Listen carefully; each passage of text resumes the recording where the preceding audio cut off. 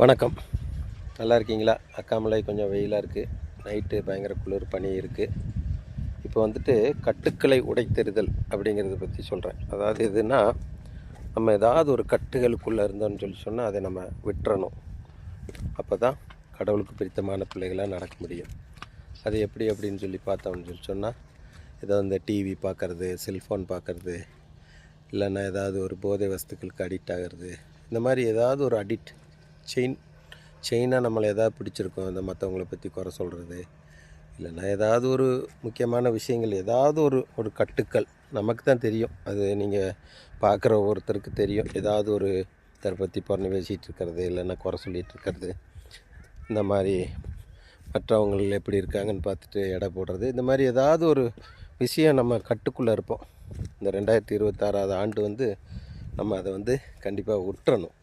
ஏதாவது ஒன்று விட்டு நம்ம வந்தால் தான் நமக்கு ஒரு முழுமையான ஒரு கடவுளுக்குள்ளான ஒரு வெற்றியான வாழ்க்கை கிடைக்கும்.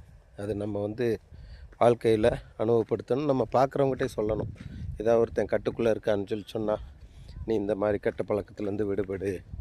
பார்க்கும்போது ஏதாவது தவறு தெரிஞ்சிச்சின்னு சொன்னால், அந்த மாதிரி தவறுகள்லேருந்து நம்ம விடுபடுறதுக்கு நம்ம முயற்சிகளை மேற்கொள்ளணும்.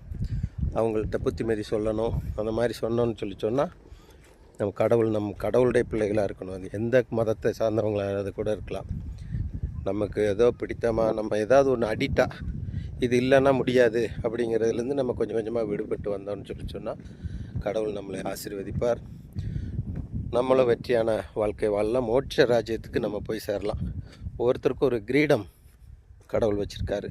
அது நம்ம போகும்போது கடவுள் முன்னாடியில் பொன்னாடை போத்துறாங்க, கௌரவிக்கிறாங்கங்கிற மாதிரி மோட்ச ராஜ்யத்திலேயும் கிரீடங்களை கொடுத்துருவாங்க. மோட்ச ராஜ்யத்தை பார்த்த சில ஊழியக்காரங்க சொல்லியிருக்காங்க, தட்டில் எடுத்துகிட்டு வருவாங்களாமா கிரீடம். அதை நம்ம தலையில் வைப்பாங்களாமா இயேசுனார் முன்னாடி. அப்படிங்கும்போது நம்ம அதுக்கேற்ற மாதிரி பிள்ளைகளாக நம்ம நடக்கணும்.